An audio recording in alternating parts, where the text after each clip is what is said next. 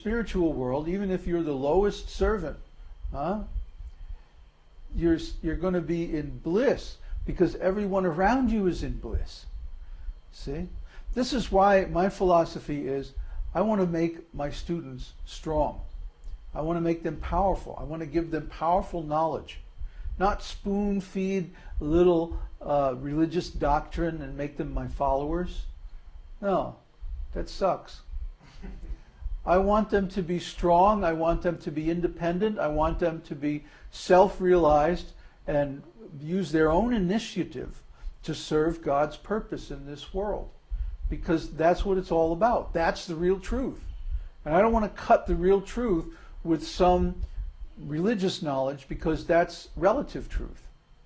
I want to give people the absolute truth that enables them to stand on their own and be a real servant of God and actually please God and get the result of pleasing God, which is complete freedom from anxiety and suffering and fear. I want you all to have that because I have it. And next to that benefit, let me tell you, nothing else matters. It's insignificant.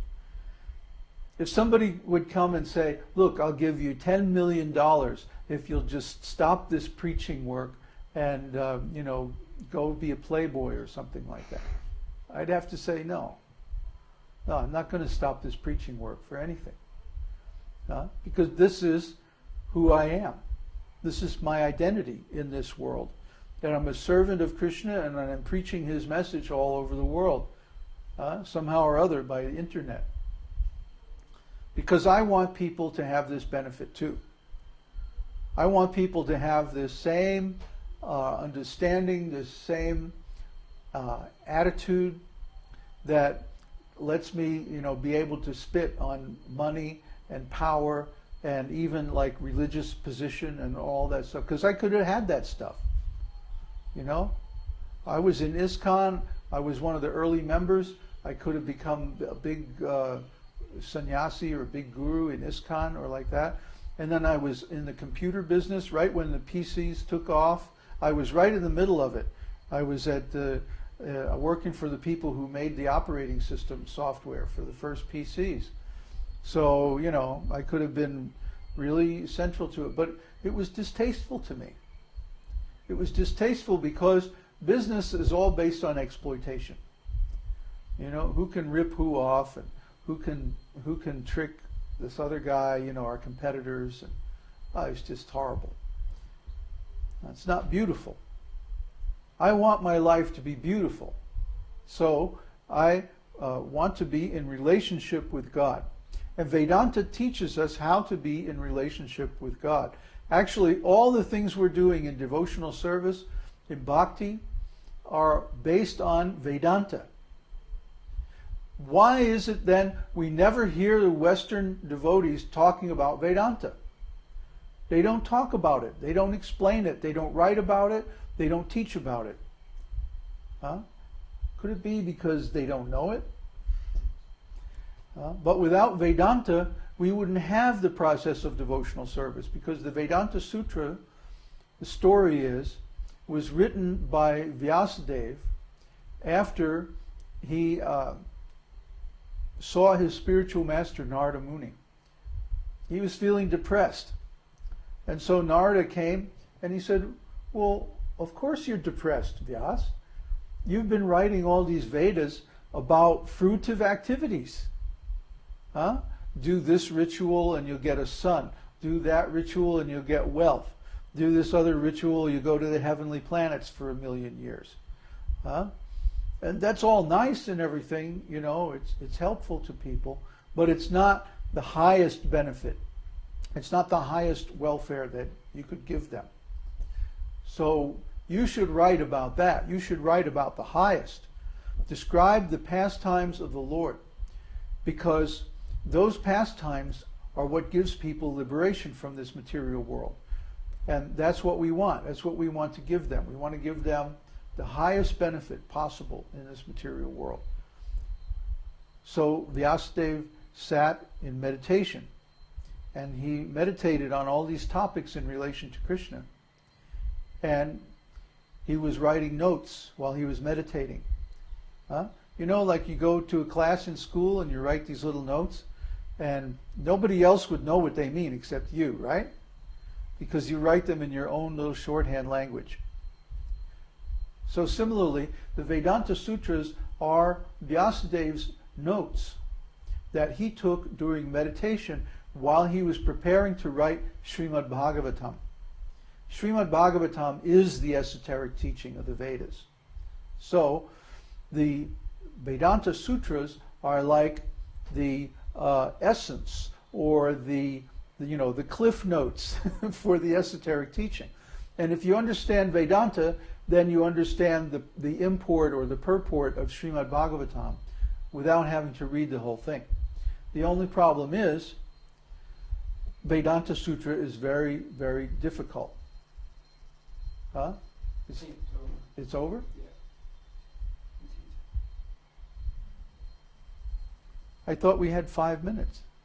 But they are almost like we have 2 minutes or 1 minute or something, so it's better to stop now. But there's a flashing tape in the middle of the screen, so it's to safety, it's changed it. Oh, okay, we have to change the tape. Now, whoever said, is there an English translation of Vedanta? Vedanta Sutra? Yes. Writing it.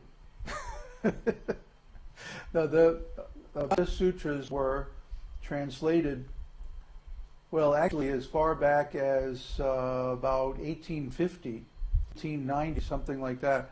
They were translated into English along with commentary by our predecessor Acharya Baladev Vidyabhusana. And so they've been available in English for quite some time. The problem is they haven't been available from our own sampradaya. They've been available only from other lineages and not from the Gaudiya lineage. So we haven't had a version of Vedanta that actually gives the Siddhanta conclusion, philosophical conclusion of our own lineage. We only had the commentaries by Ramanujacharya, Acharya, and these other lineages. So 9 times lustier than the male embodiment in general. In general. There's always exceptions, and it's very nice when we run into one, but in general, the female body is very attached to the material conditions. Why? Because the female is primarily responsible for raising children, and children need a nice material situation. So the female body is programmed to desire and work for a nice material situation so that the children have a stable environment to grow up in. That's the main thing. That's the actual motivation behind all of this. And then, of course, it becomes habitual. And even after the children are gone, the people in the female bodies are still following the same program, even though it's actually not appropriate or applicable to other stages of life. So yes, they want to go to the heavenly planets because they think, oh, everything is very nice there for raising children. What was that? Oh, the computer tried to speak with me. Oh. So anyway, we're getting good sound and video? Yeah, sometimes the video is a bit funky, but most of the time it works nice. Great. Oh, that's really good. Yeah, I'm glad we finally solved that problem and got the upgrade, and now it's working good. So, any other questions? Yeah? Should we preach at all to this kind? Somehow or other, I find it very frustrating in my experience. I wonder what he's talking about. We know what he's talking about. But we can discuss this later.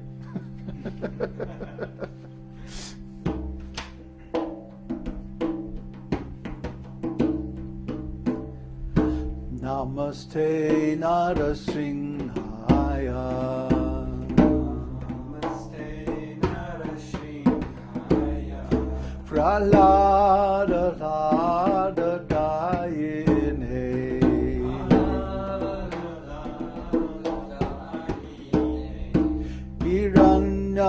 Kashi Purvaksha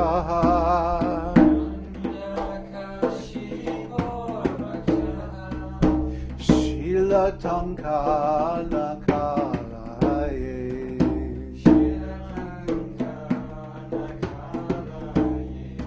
Ito Nrishingho Parato Nrishingho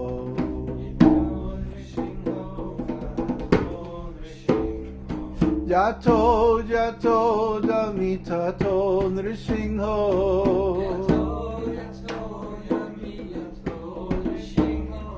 Narasingha Mading Saranam Prapadye